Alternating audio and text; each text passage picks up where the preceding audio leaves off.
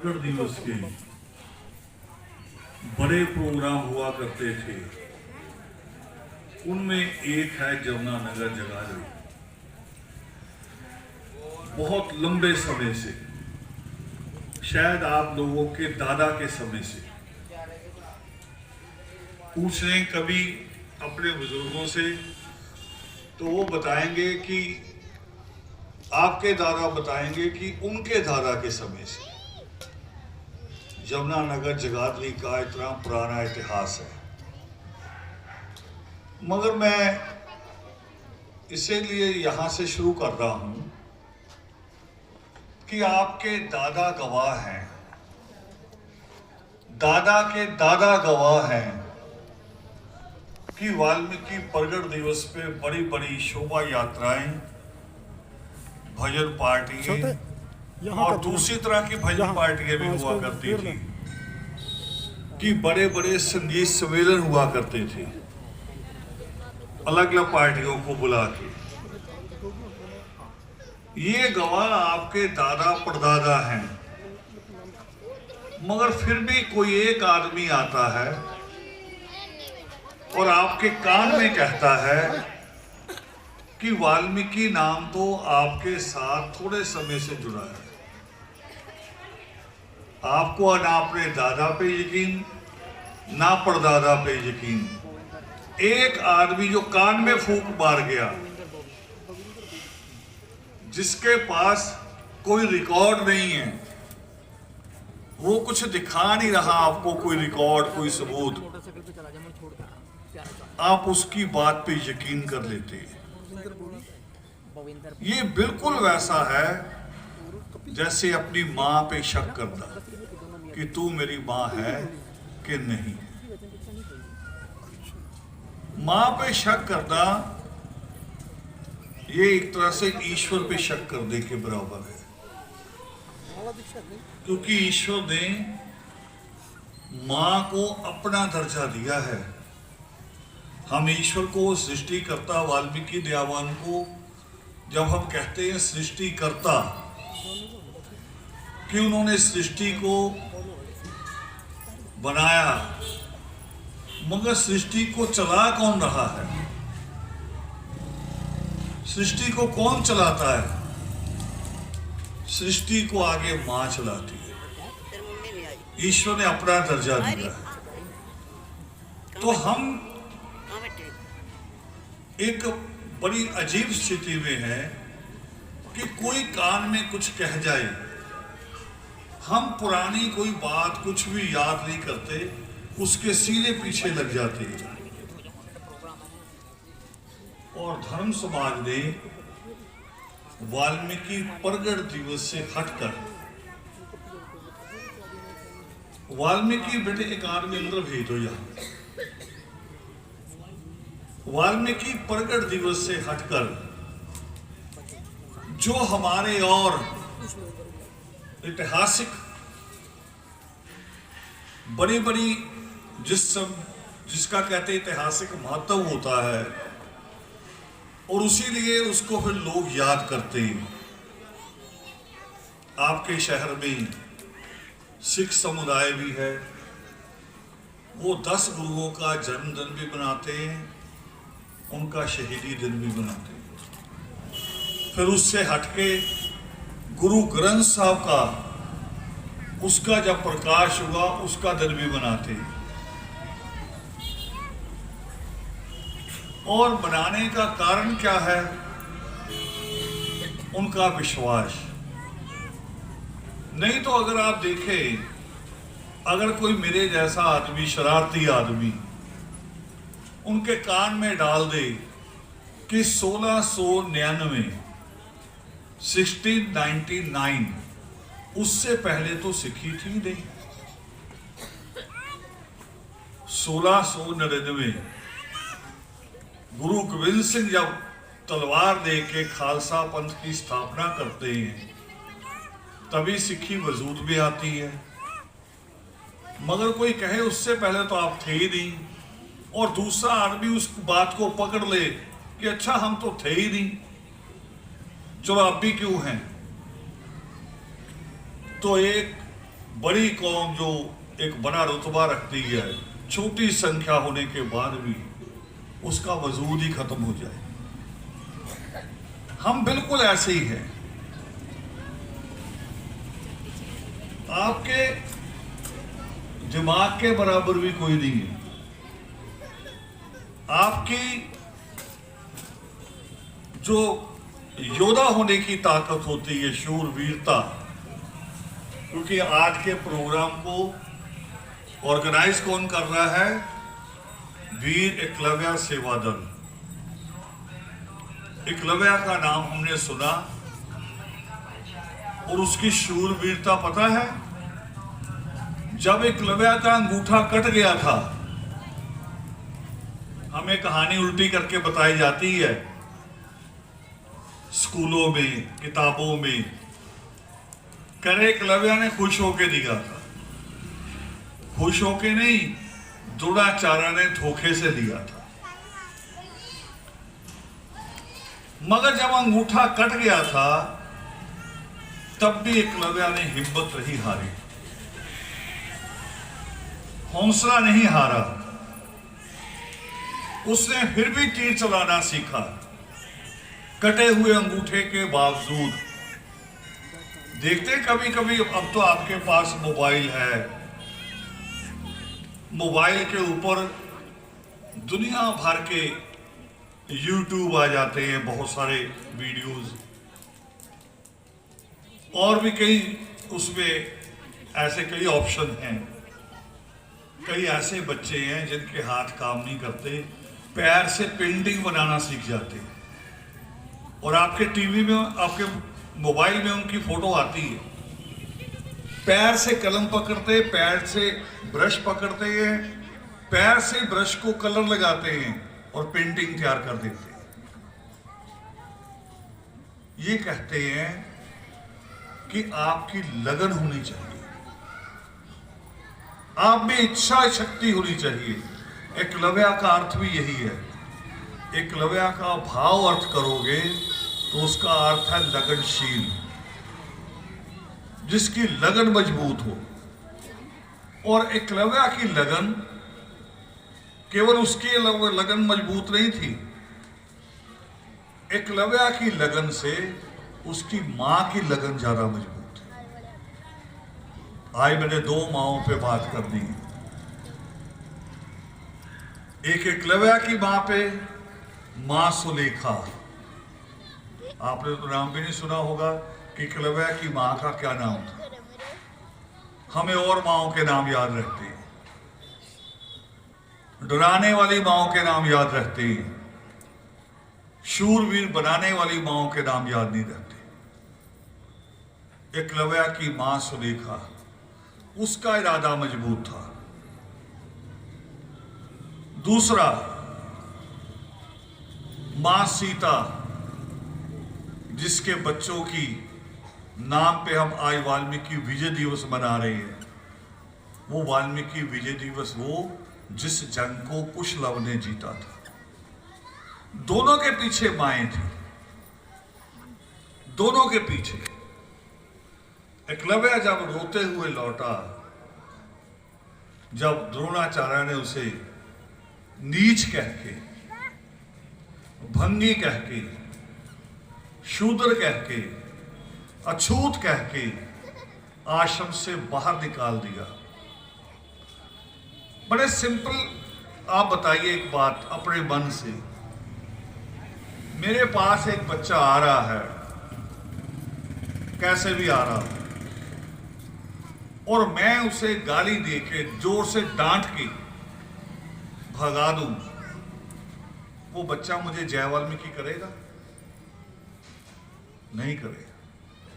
और जिस बच्चे को नीच कहा हो, शूद्र कहा हो, उसकी पूरी जाति को गाली दी हो, वो बच्चा कहने जाएगा कि तुम मेरे गुरु हो, और जिसने सिखाया कुछ नहीं।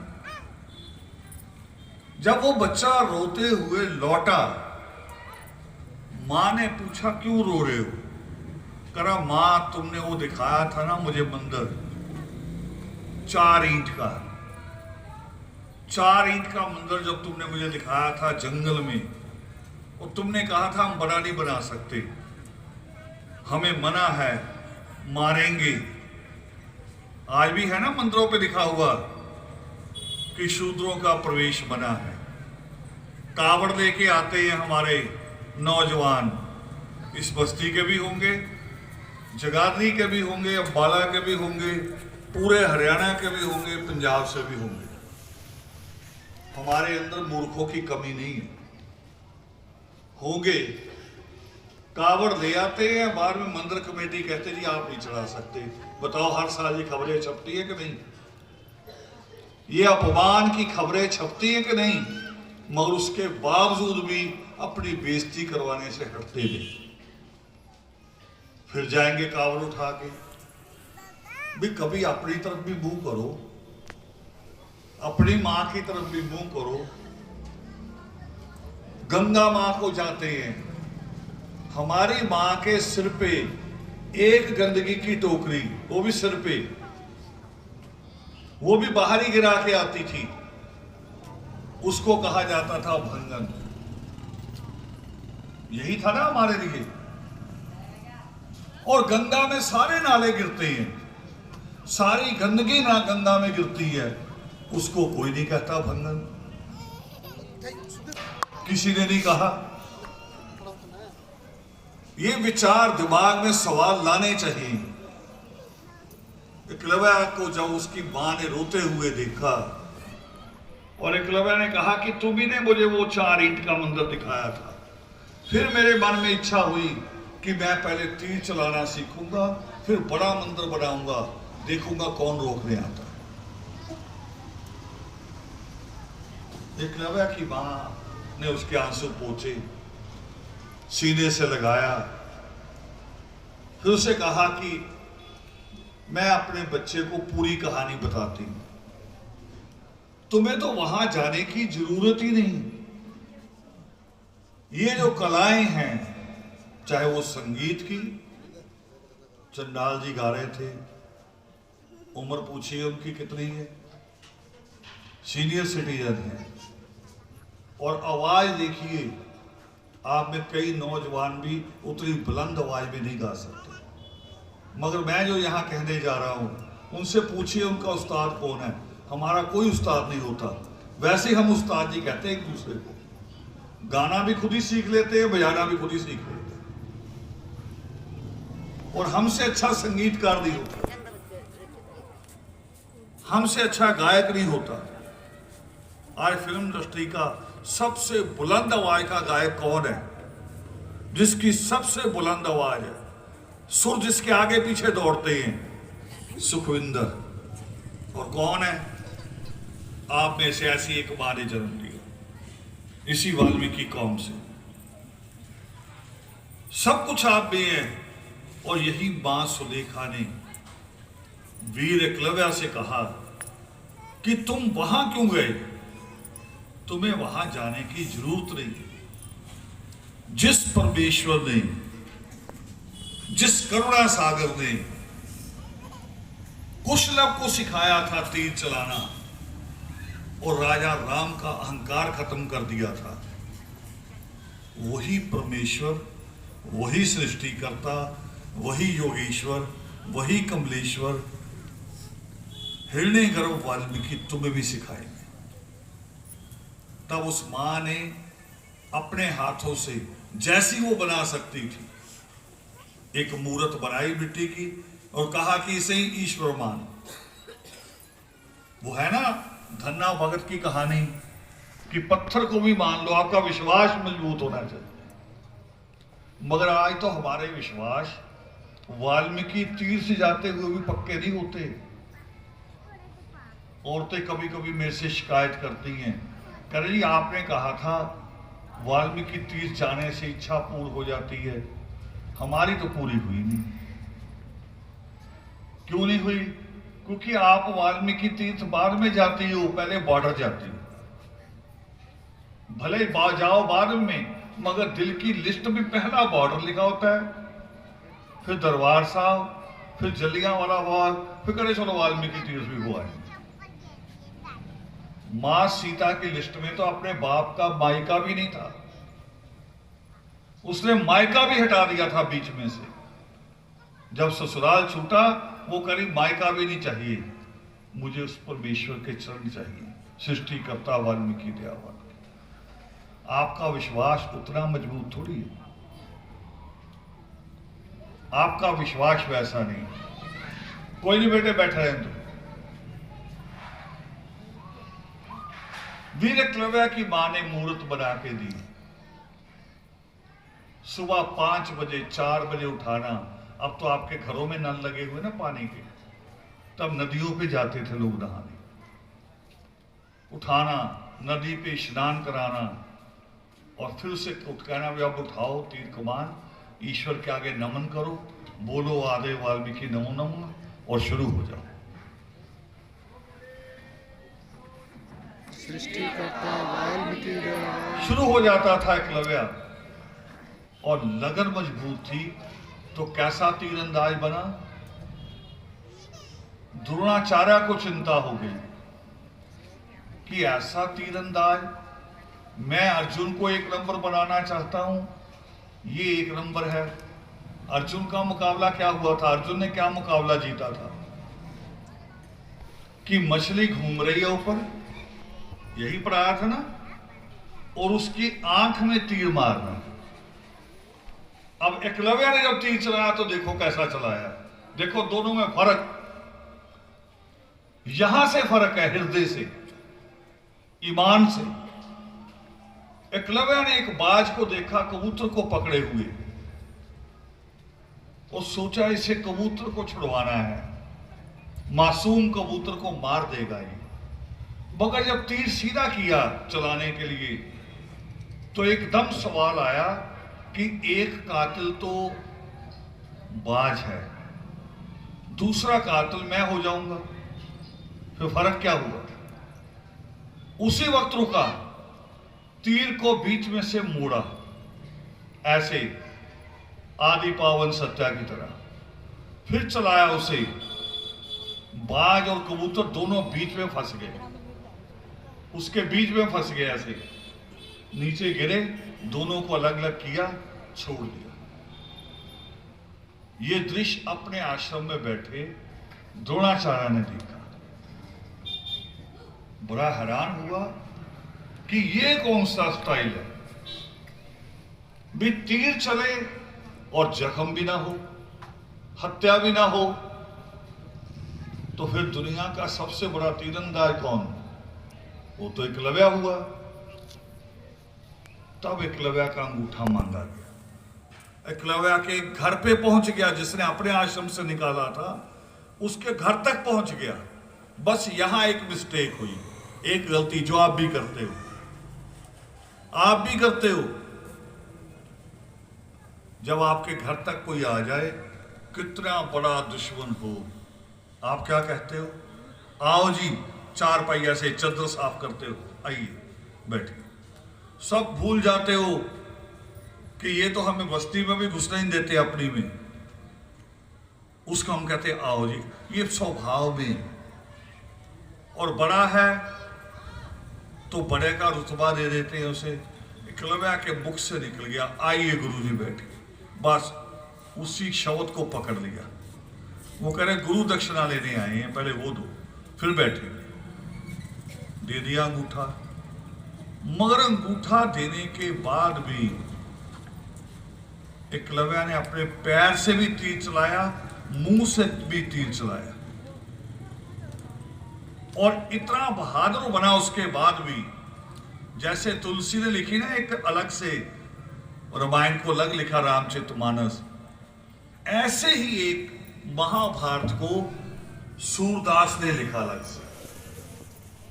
और सूरदास ने जब ये इस घटना को लिखा कि कटा हुआ अंगूठे वाला एकलव्य भी अर्जुन पे भारी पड़ता था, और कब भारी पड़ा? जब अर्जुन महाभारत का युद्ध जीतने के बाद लौट रहा था, तो बीच मैदान में आके अकेले एकलव्य ने घेर लिया और कहा अर्जुन को कि तू है, तेरी फौज है, और मैं हूं, मेरा तीर है, बिना अंगूठे के हूं, कर मुकाबला मेरे साथ, हिम्मत है तो मुकाबला करो। मगर मुकाबला नहीं किया अर्जुन ने। मैंने 1971 की लड़ाई का एक चीज पढ़ी थी, 10 साल की उम्र थी मेरी उस वक्त, मगर वो मुझे चीज पढ़ी हुई, खबरों में सुनी हुई आज भी याद है। रेडियो चलता था तो रेडियो में न्यूज आ रही थी कि पाकिस्तान की फौज अपने हथियार तो गिराए, दौड़ने के लिए आर्मी चाहता भी आसानी से दौड़ूं, बेल्ट भारी होती फौजी की, बेल्ट भी उतार दी, बूट भारी होते वो भी छोड़ दिए, जंग से ऐसे भागे दूर भी बच जाएं किसी तरह से। जब मैंने इस सीन को पढ़ा एकलव्य की, बिल्कुल वही था जो पाकिस्तान फौज का था। पूरे अर्जुन की फौज, अर्जुन समेत तीर कमान युद्ध सब कुछ छोड़ के भागे एकलव्य के आगे आगे। और दास जानते सूरदास ने क्या लिखा?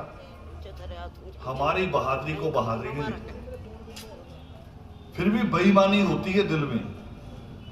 हमारी बहादुरी को बहादुरी नहीं लिखा।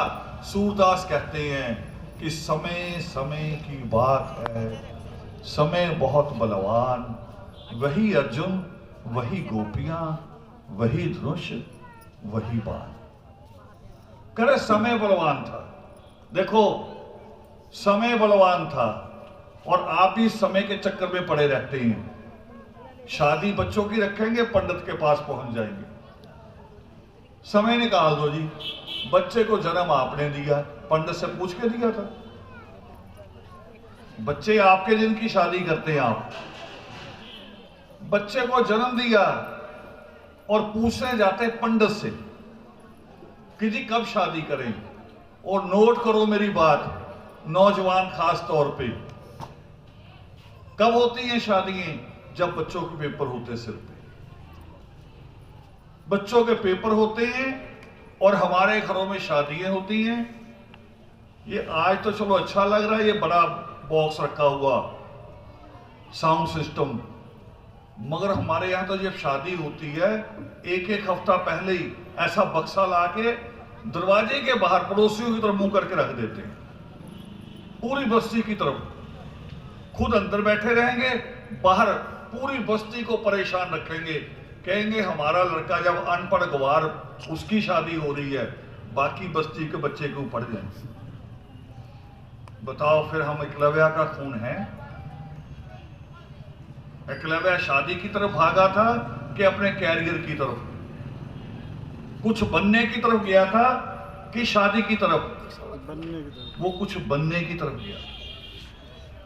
हमें कुछ बनने की तरफ बढ़ना चाहिए पहले, कि पहले कुछ बन जाएं।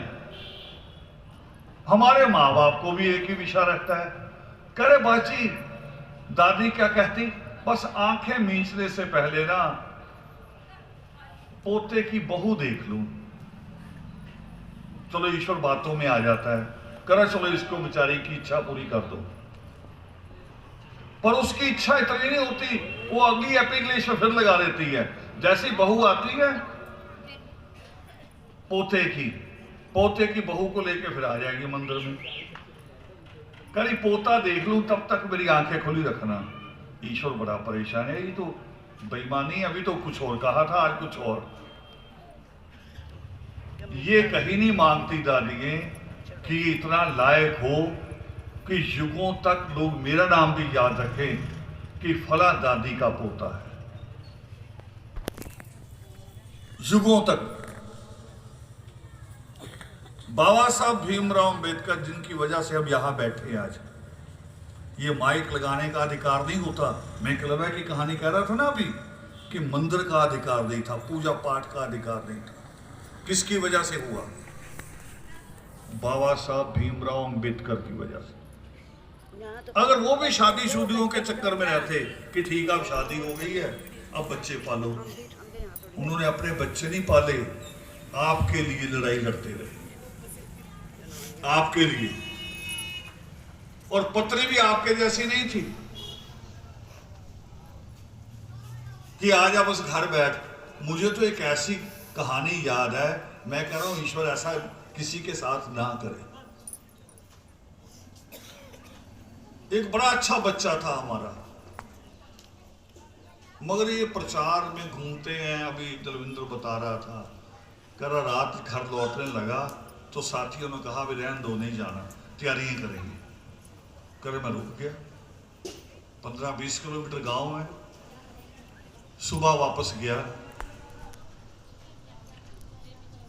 अब ऐसे काम करते पत्नी को भी सहमत होना चाहिए कि पति कहाँ है। मगर उस पत्नी ने क्या मांगा ईश्वर से? अब ईश्वर तो सबकी इच्छा पूर्ति है ना। वो तो क्या मांगा पत्नी ने? कह रही इससे तो शराबी पति अच्छे हैं, शाम को घर तो आ जाते हैं। ईश्वर से शराबी भी कर दे। ईश्वर नजदीक ही थे कहीं, ईश्वर ने भी वरदान दिया। वो ऐसा शराबी हो गया कि सुबह 8 बजे कुल्ली भी शराब से करने लगा कि कुल्ला शराब से ही करूंगा। फिर रोने लगी और हमारे पास भी आ गई लौट के कि जी इसको और अपने साथ लगाओ। हमने कहा लगाया तो था, मगर तुमने एप्लीकेशन ऊपर लगा दी, वहां तो मेरी नहीं चलती। मेरी तो छोटे थोड़े बंदों तक चलती। तुमने ऊपर एप्लीकेशन लगाई, ईश्वर ने वरदान दे दिया। बताओ हम क्या करें? हमें अच्छे कामों के लिए तैयार रहना चाहिए। और एकलव्य ने वो लड़ाई लड़ी, सम्मान की। अंगूठा जरूर कट गया मगर उसका सिर नहीं झुका। उसने घेर लिया अर्जुन को, इतिहास में दर्ज करवाया कि 1 नंबर में आई। अपने आगे आगे भगाया अर्जुन को। अब ये पढ़ाया नहीं जाता, पढ़ाएंगे नहीं। वो तो अभी और भी बड़ा कुछ बदल रहे हैं। रोज कहते हैं प्रधानमंत्री, गृह मंत्री, ये भी बदलेंगे, ये भी बदलेंगे। बदलने से कुछ नहीं होता। अब तो हमें पता चल गया ना, आप कह रहे हो बदलेंगे। अब तो हमें पता चल गया ना, कह रहे हो बदलेंगे।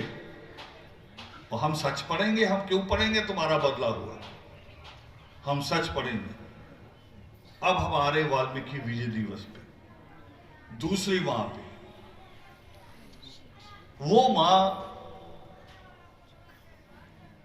जिसके पति को वनवास हुआ।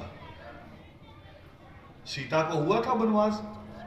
वनवास किसे हुआ था? राम को। अकेले राम को हुआ था। मगर वो पत्नी कैसी थी? वो कह रही आई तो पत्नी के पति के संग हो ना। अर्धांगिनी किसकी होती है? आधा हिस्सा पति का। और पति अगर वनवास में जाएगा, जंगल में जाएगा, तो फिर करी जब मैंने वादा किया था शादी के वक्त कि हम सुख दुख के भागी होंगे, तो इस समय मुझे कहां होना चाहिए? मुझे पति के साथ साथ होना चाहिए। वो महल छोड़ के, सारे सुख छोड़ के, हैं आप भी वैसी, मगर कहां आके थोड़ा सा डगमगा जाती हैं आप भी वैसी। सपने बड़े होते हैं हर बेटी के, है ना। वो कौन सी फोटो आती है राजकुमारों की, घोड़े की, राजकुमार आएगा, घोड़े पे सवार आएगा। और गाना कौन सा गाया जाता है शादी पे? बहारो फूल बरसाओ मेरा महबूब आया। फूल कितने दिन बरसते हैं? कितने दिन? एक दिन भी पूरा नहीं। वही 10-15 मिनट, वहां से यहां तक, जहां वो जयमाला की स्टेज होती है, वहां तक। और उसके बाद सिर पे क्या होता है? उसके बाद सिर पे क्या रहा हमारी माओ के? हमारी कह रहा हूं, मैंने भी अपनी मां को देखा है। क्या होता है उनके सिर पे? गंदगी की टोकरी। सपना लेके क्या आती है? राजा आएगा, घोड़ी पे सवार जाऊंगी। फिर भी उसके साथ रहती है दुख में भी। जब माँ बाप उसे अलग कर देते हैं, क्योंकि राजा कौन सा होता है हमारा? हमारे पता कौन से राजा होते हैं? सबसे पहले शादी एक आदमी की ड्यूटी लगा देते, तू गोत्र से पूछ ले जल्दी। रिश्तेदारों को भी नहीं बताते जल्दी, करे रिश्ता सेट कर दो। ये पता नहीं भाई हीरो ये 4 दिन का है, 4 दिन का हीरो। अभी अभी मैं सोनू निगम का एक इंटरव्यू सुन रहा था गाड़ी में आते हुए। शायद आपके कान में पड़ा हो। वो कह रहे मेरे पिता ने मुझे बताया जब हम बसों में भटक रहे थे, कभी कभी कह रहे बसों ट्रेनों में भी गा लेते थे, इतनी गरीबी थी। सोनू निगम की बात कर रहा हूं, फिल्म में जाते गाता है। मोहम्मद रफी के बाद इस इंडस्ट्री को बढ़िया गायक मिला है। क्या उसने कहा? कह रहा मेरे पिता ने बस एक ही बात मुझे कही जो मुझे यहां तक ले आई। कह रहा मेरे पिता ने कहा या तो 4 दिन की ऐश कर ले, फिर सारी उम्र धक्के खा लेना, या ये 4 दिन की मेहनत कर ले, फिर सारी उम्र का सुख भोगना। यही होता है। ये बच्चे बिगड़ते कब हैं? 14-15 साल की उम्र के बाद जाके हम यही कहते हैं ना, बराबर आ गया लड़का, हाथ नहीं उठाना। बाप को आंख दिखाने लगते हैं, मौसियां बिगाड़ती हैं, बुआ बिगाड़ती हैं। बाप ने अगर डांट दिया, बाप ने अगर मारा बच्चे को, कि तू स्कूल क्यों नहीं गया, शाम को बुआ का फोन आ जाता है, लड़के को क्यों मारा, तेरे से नहीं खिलाया जाता, मेरे पास भेज दे। मासी का फोन आ जाएगा, बोलो आता कि नहीं आता, आप भी बुआ मासी हैं, माए भी हैं, बुआ भी है, मासी भी है, सब कुछ है आप। मगर बुआ मासी रखती कितने दिन है? कितने दिन रखती है? शादी के बाद रखा किसी बुआ मासी ने किसी लड़के को? नहीं रखा किसी ने। माँ बाप भी नहीं रखते। माँ बाप कहते चलो भी बेटे बैठ जाओ, बैठ जाओ। माँ बाप भी नहीं रखते। कह रहे कर्ज उठा के शादी की है, जेवर हमें दे जा, हम कर्जा उतार दे और तू 4 बर्तन उठा अलग हो जा, रोटी बना अपने। फिर वही बेटी जो जिसने बड़े हो सपने लिए होते हैं, वो पति के साथ ही जाती। ये नहीं कि उसे उस वक्त छोड़ के मायके चली जाए, जाती हैं आप टूटे फूटे मकान में, ऐसे मकान में भी कभी कभी जाती है जिसका दरवाजा नहीं होता, बोरी टांग के रहती है। वो सारे दुख आप भोगती हैं जो मां सीता ने भोगे। मगर मां सीता ने जो दूसरी खूबसूरत बात की,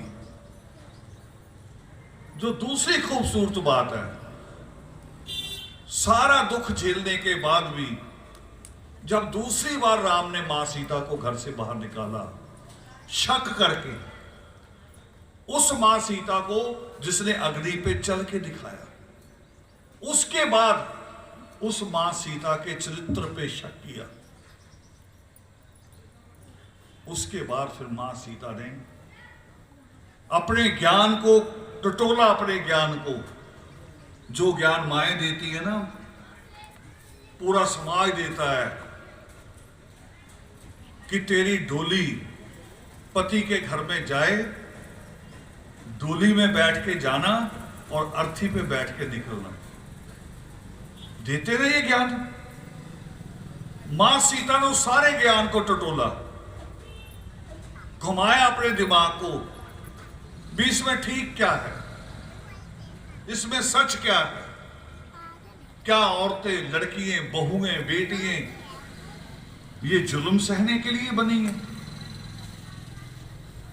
मार खाने के लिए बनी है? और ईश्वर क्या कहते हैं? सृष्टिकर्ता वाल्मीकि दयावान बेटी के जन्म को वो कहते हैं कि बेटी का जन्म, कन्या रत्न की प्राप्ति कई जन्मों के पुरुषार्थ के बाद होती है, कई जन्मों के पुरुषार्थ के बाद। और यही बात गुरु नानक देव जी भी कहते हैं। वो कह रहे सो क्यों मंदा आखिए, इस लाइन का अर्थ है, कहते हैं कि उसको क्यों बुरा कहे, मंदा मीन्स बुरा। सो क्यों मंदा आखिए जिन जम्मे राजान, वो कह रहे जो मां राजे को, संतों को, महापुरुषों को, बड़े बड़े विद्वानों को पैदा करती है, उसको बुरा कैसे कहा जा सकता है? और हजरत मोहम्मद साहब कहते हैं, ये तो उल्ट वहम फैलाया हुआ औरतों के बारे में। हजरत मोहम्मद साहब क्या कहते हैं, वो करे जब आपके घर में किसी बेटी का जन्म होता है तो समझ लीजिए कि जन्नत का दरवाजा खुल गया, जब बेटी का जन्म होता है। मगर इन बेटियों को अगर देखो, मैं अपनी कौम की बेटियों को देखूं, मैंने अपनी माँ दादी सबको देखा, इनका जन्म किस लिए होता है? जुल्म के लिए। उम्र से पहले बूढ़ी हो जाती हैं, 40 साल की उम्र में बूढ़ी लगने लगती हैं। जब लड़के की शादी करती है, लड़के की लड़की की 40 साल की ही उम्र होती है ना, ज्यादा से ज्यादा 40-42 साल, बूढ़ी लगती हैं। और रास्ता ढूंढते हैं एक और, अपना नहीं ढूंढती, इनका ढूंढती आदमियों का। करवा चौथ करी रख के इनकी उम्र पर आएंगे, इनकी। और आदमी कह रहा है मैं नशे कर करके ही मरूंगा, जा तो करना जो कर ले, बना के दिखा कैसे बनाते। इन पे हमें कोई राजनीतिक पार्टी नहीं समझाने आएगी, उसके तो वोट खराब हो जाएंगे।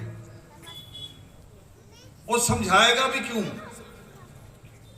खट्टर की मां ने सिर पे गंदगी की टोकरी उठाई, चौटाले की मां ने उठाई, हुड्डा की मां ने उठाई, ये हमारी मां ने उठाई। ये दुख किसका है? हमारा है। और इस पे सोचेगा कौन? हमें सोचना होगा, दूसरे को नहीं, हमें सोचना होगा।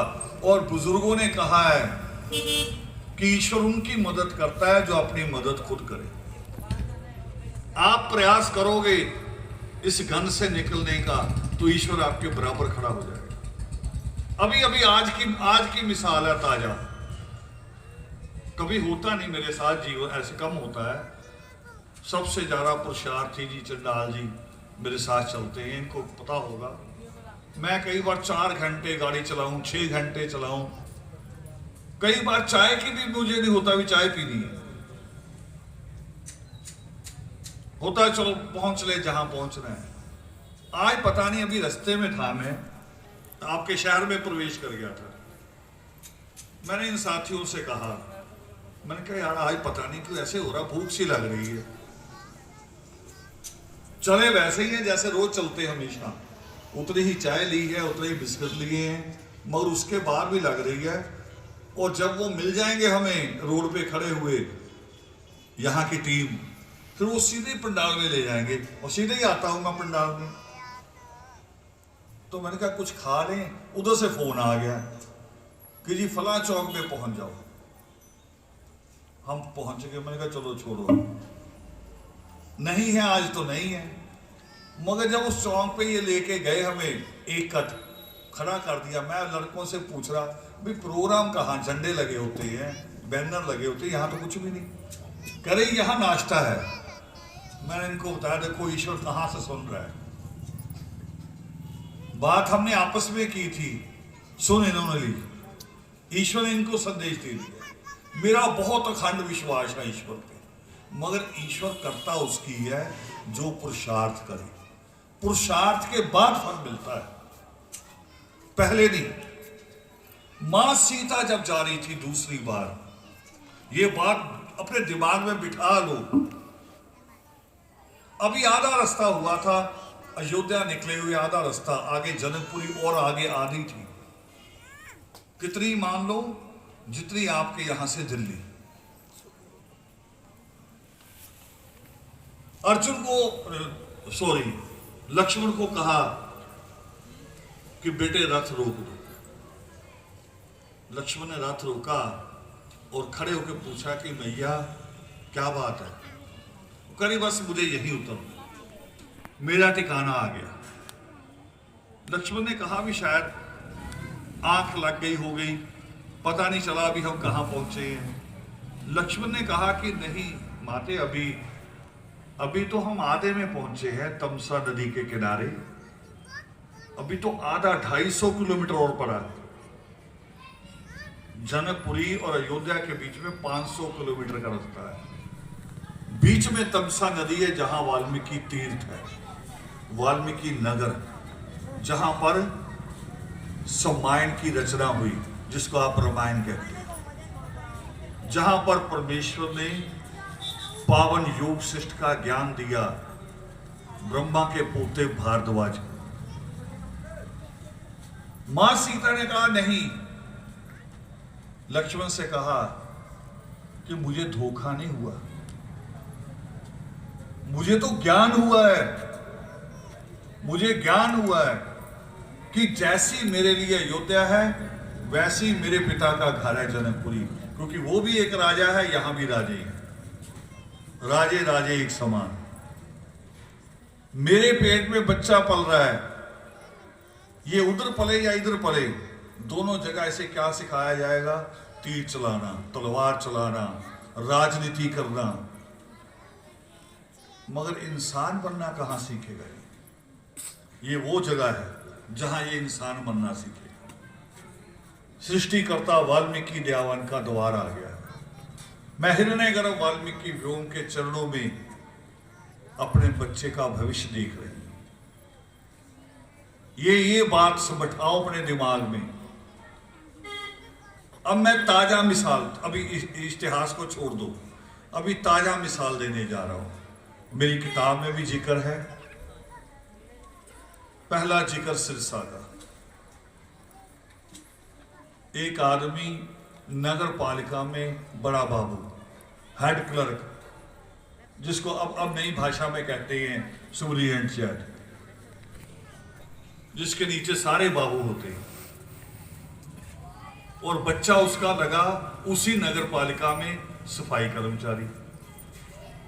बाप हेड क्लर्क और बेटा सफाई कर्मचारी। हिसार की मिसाल, एक्साइज कि पंजाब से दिल्ली से शराब खरीद के बेचो। और तीसरे लड़के ने, जो मैं आपसे पूछ रहा था, वो जो जहां फ्लैश नहीं होती, सीवर सिस्टम नहीं होता, लोग गड़की बना लेते हैं। तीसरे लड़के ने वो गड़की साफ करने का, सुपरिटेंडेंट के लड़के। इससे भी बड़ी मिसाल है मेरे पास। पुलिस की सबसे बड़ी पोस्ट होती है डीजीपी, यही होता है। उससे नीचे होता है एडीजीपी, और उसके बच्चे भी अगर नालायक हों, नहीं मिला, बताओ फिर किधर जा? कई बूढ़ी औरतें दूर से गालियां देती आती थी पूरी कमेटी को कि बड़े कमेटी वाले आगे चंदा ले गए थे, घर प्रसाद देने नहीं आए। हमने बदल दिए कौन? अब जहां जहां आदि धर्म समाज है, जहां जहां है, वो चाहे हरियाणा का इलाका हो, पंजाब का हो, चाहे बॉम्बे का हो, कहीं का भी हो, हमने लोगों से कहा प्रगट दिवस वाले दिन पहले अपने घर में एक थाली तैयार करनी है। अपने घर में जरूरी नहीं है कि इतनी बड़ी परात तैयार करनी है, इतनी थाली भी चल सकती है। और ईश्वर के आगे तो थाली ऐसे भी चल सकती हाथों, है ना योगिमा में कि थाली लेकर हाथ की ऐसे, बीच में वंदना धो। बेटे इतने जरूरी फोन आते हैं तुम्हारे, कुछ समय दे देना चाहिए यहां भी।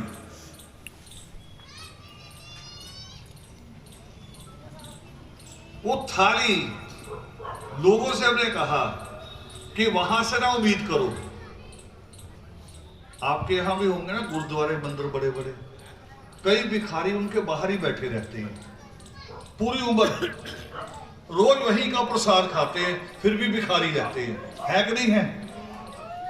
और आप लड़ पड़ते नहीं, प्रसाद क्यों नहीं दिया? प्रसाद वो थोड़ी है, प्रसाद कुछ और है। वो है आगे पूरी लाइन, थाली लेकर हाथ की, बीच में वंदना, यानी जो मेरे दिल की भावनाएं हैं, प्रार्थनाएं हैं, वो मैं आपके चरणों में रखूं। बीच में वंदना धूप। प्रसाद तेरा गूढ़ ज्ञान है। प्रसाद क्या है? जो उसकी शिक्षाएं हैं, वो है प्रसाद, जिसको सिख कहता है गुरबाणी। गुरु की वाणी जिसे कहते हैं, वो जो उस परमेश्वर की बातें उसकी कलम से लिखी हुई, उससे बड़ा प्रसाद हो सकता है?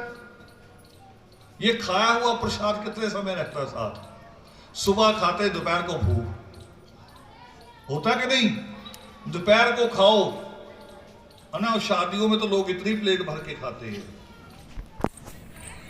फिर भी खाली।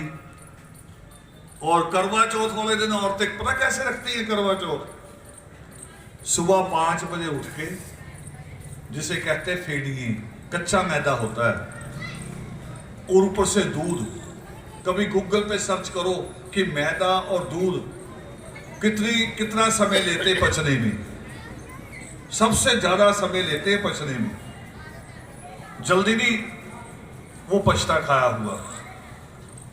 और वो दोनों खा के, आधा लीटर दूध और इतनी सारी फेड़ियां खा के, फिर कह रही मैं तो भूखी हूं, भूखी हूं, भूखी।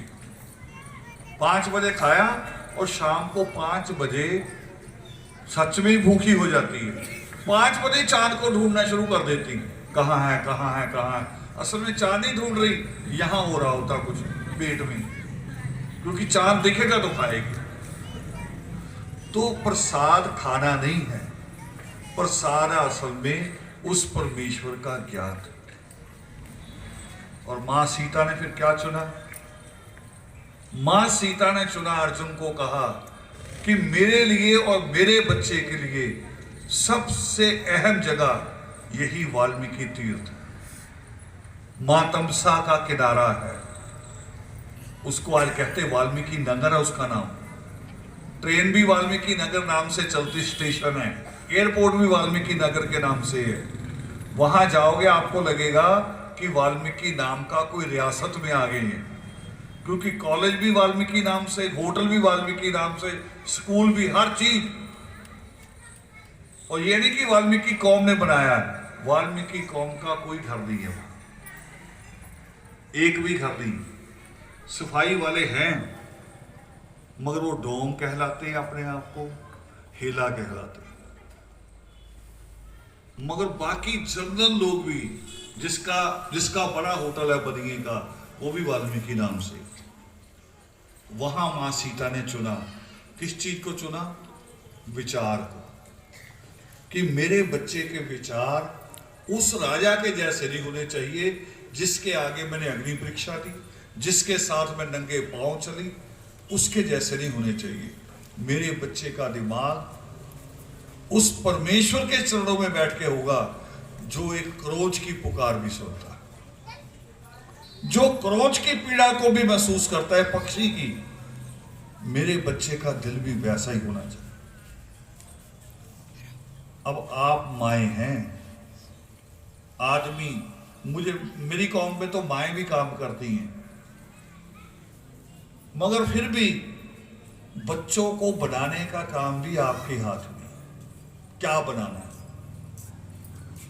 क्या बनाना, वो आपके हाथ में है। पति की ज्यादा कमाई है, मैंने देखो कितने बड़े बड़े पद गिनाए। एक पानीपत का कमिश्नर था एक्साइज में, कमिश्नर, उसका लड़का भी सुअर के मीट की दुकान खोल रहा है। थोड़े शीशे अच्छे लगा लिए, है ना, शीशे बड़े बड़े लगा लिए। कमिश्नर, जबकि होना ये चाहिए था कि कमिश्नर का बच्चा आईएएस होना चाहिए। हम आगे को बढ़ते, आगे बढ़ाना किसने था? हर बच्चे के पीछे मां होती है, और मां अकेली नहीं होती। और मां समझ लेना, दोष ना दे देना अकेली मां को। मां में होती है, अगर लड़की है पैदा हुई फिर तो अकेली मां होती जो उसको जन्म देती है। लड़की को जन्म दिया तो वही एक मां जिसने जन्म दिया। दादी भी नहीं उठाती, नानी भी नहीं उठाती। मैं तो दादियों को कभी कभी देखा सिर लपेटे हुए, लड़की हो जाए ना सिर लपेट लेंगी, हा करी बड़ा बुरा हो गया, मुझे तो चक्कर आ रहे हैं। जब ये नहीं पता तू ही लड़की है, पहले तो ऐसे ही पैदा हुई थी, चक्कर आते हैं। और लड़की रो रही है, दादी पास बैठी है, उठाएगी नहीं, चीख रहा बच्चा, मां ही आएगी उठाने। मां चाहे कपड़े धो रही है, खाना बना रही, वही उठाएगी। और दादी को तो कभी कभी मैंने महसूस किया, उसको देखा मैंने, बोल क्या रही इस वक्त दादी। पंजाब में तो कहते हैं मर जानी, यहां पता नहीं क्या कहते होंगे। यानी दादी चाहती है कि मारी जा।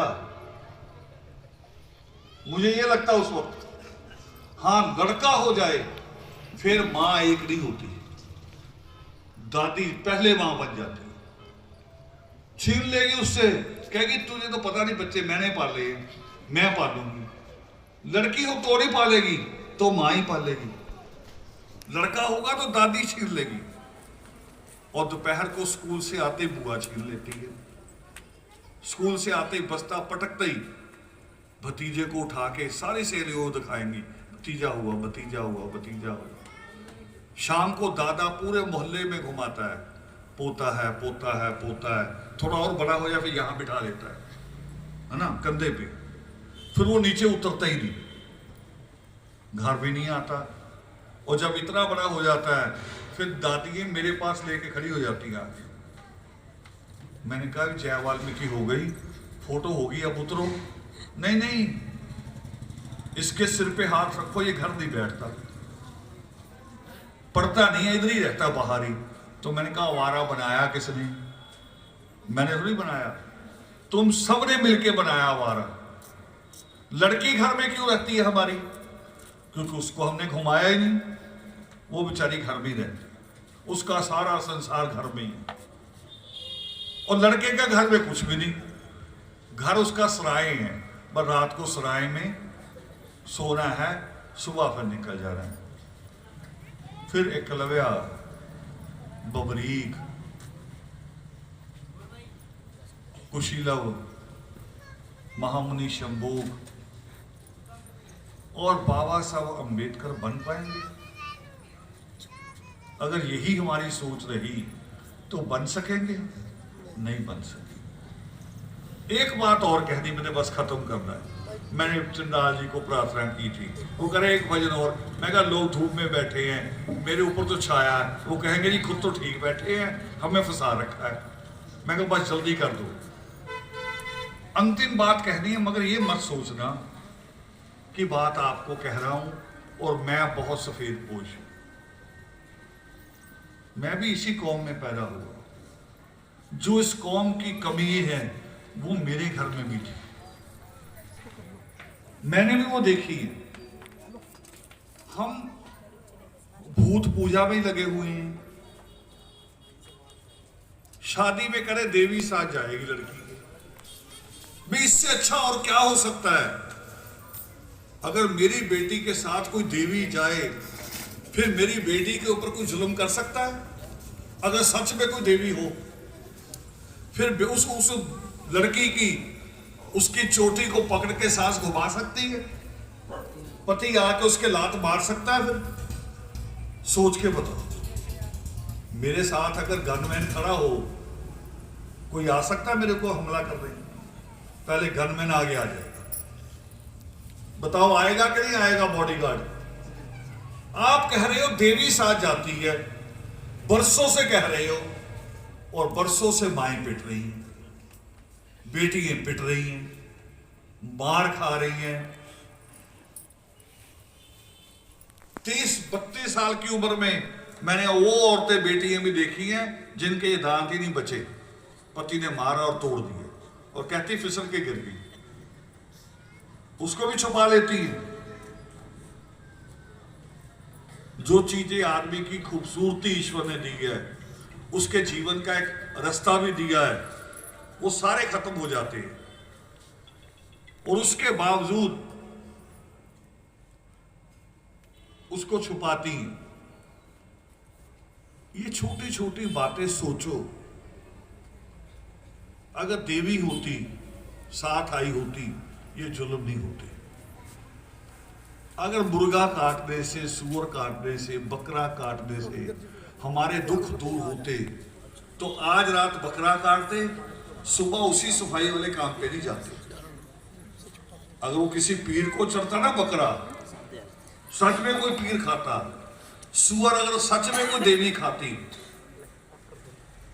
आप कभी कभी होता ना मोहल्ले में झगड़ा हो गया, पुलिस आदमी को पकड़ के ले गई और आपने जाके पुलिस में बात की, चलो मना लिया पुलिस वालों को कि जी कोई बात नहीं, पड़ोसी है, हम इनकी सुलह करा देंगे। मगर उसके बाद भी पुलिस वाला सोचता भाई हम गए थे, पकड़ के लाए हैं, हम मेहनत की है, अब ऐसे कैसे छोड़ दें? कहते कि नहीं कहते? और आप उनको चुपचाप ऐसे पीछे हाथ करके उनकी जेब में डाल आते हो। जब आप उनकी जेब में डाल आओगे 5,000 10,000, वो उस 5,000 की लाज रखते हैं कि नहीं रखते? रखते हैं कि नहीं रखते? छोड़ते कि नहीं छोड़ते? तो देवी देवता सूअर लेके, बकरा लेके आपको क्यों नहीं छोड़ते? वो आपकी मुक्ति क्यों नहीं कर रहे? क्यों नहीं वो कर रहे? भी कल ये गया था सफाई के काम पे, आज सुबह नहीं जाएगा। और ये भी होता है, ये काम भी होता है। कई लोग बैंकों में लगे होते हैं, रेलवे में लगे होते हैं, वो कह रहा नहीं मैं 8 पढ़ा हुआ था, मगर उस वक्त तो मेरे घर का काम कर, है ना, मेरे बर्तन साफ कर, मेरे घर की सफाई रख, बच्चों को सब्जी ला के दे, स्कूल छोड़ के आ। फिर 1-2 साल और बाद वो ऐसा काम करवा के कर देता कि नहीं कर देता कि अब तू सफाई नहीं करेगा, अब तू नायक हो गया। करता कि नहीं करता? अफसर कर देता है, बेईमान अफसर। देवी देवता क्यों नहीं करते आपके प्रमोशन? सोचो, विचारो इन बातों को। असल में कोई देवी देवता नहीं मानता, कोई देवी देवता, कोई पीर इतना बुरा हो ही नहीं सकता कि एक छोटी सी चीज के लिए आपके बच्चे को तंग करे। और क्यों करे? दोबारा पुलिस की मिसाल दे रहा हूं। शाम को जब एसएचओ लौट के जाता है ना थाने में, शाम को तो खड़ा हो जाता है ना इधर उधर राउंड पे, और 9 बजे तक जब वापस जाता है, फिर वो अब मुंशी से पूछता है भी किस किस को पकड़ के लाए? वो कह रहे जी एक शराबी था उसको ले आए, एक कोई मोटरसाइकिल किसी में लग गया इसको ले आए, जल्दी छोटे छोटे केस।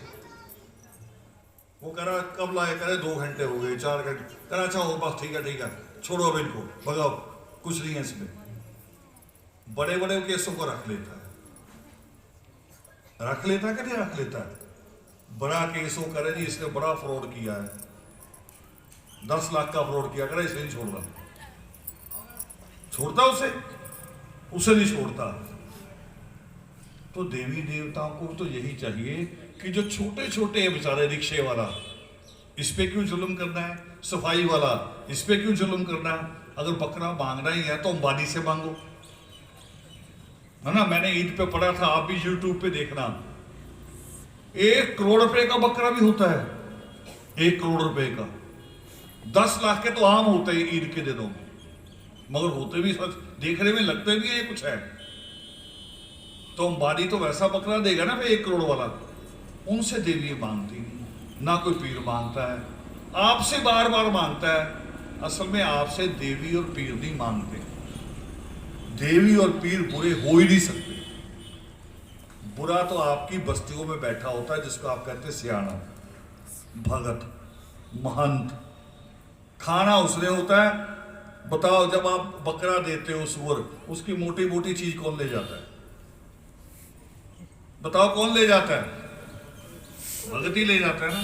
कभी देवी को ले जाते देखा? और बाकी कौन खा जाता है? हम ही सारे लोग। फिर भी मूर्ख बने हुए हैं। इससे निकलो। रास्ता क्या है? मां सीता ने क्या रास्ता चुना? मां सुलेखा ने कौन सा रास्ता चुना? अपने बच्चे को शिक्षित किया, चाहे तीर चलाने में, चाहे शास्त्र पढ़ने में, शिक्षा में। आप माएँ भी, जो आपकी कमाई है वो भी, जो आपके पति की कमाई है वो भी, जो आपको कभी कभी मां कुछ दे जाती है वो भी, सारा पैसा बच्चों की शिक्षा पे लगा। रावण साहब करे पुकार, आदि धर्म करे पुकार। और शिक्षा में कितने साल लगते हैं? आप जब अपने बच्चे की शादी करते हो कितने साल हो जाते हैं आपको? 20 साल हो जाते हैं ना। 20 साल के बच्चे की शादी करोगे ना, मगर शिक्षा में लगते हैं 17 साल। 17 साल में बच्चा अपनी जगह पे आ जाए। MA करनी हो, B.Ed करनी हो, M.Com करनी हो, MBBS करना हो, 17 साल। और जिसका बच्चा डॉक्टर बन गया, जिसका बच्चा वकील बन गया, अब तो जज भी बन रही है हमारी लड़की, जिसकी लड़की जज बन गई, बताओ उनको किसी और कढ़ाई की जरूरत है? कहीं नाक रगड़ने की जरूरत है? उस दादी की उम्र बढ़ेगी कि नहीं बढ़ेगी जिसकी पोती, जिसके यहां स्टार लगा हो कि मैं इंस्पेक्टर बन गई हूं, उस दादा दादी की उम्र बढ़ जाएगी कि नहीं बढ़ जाएगी?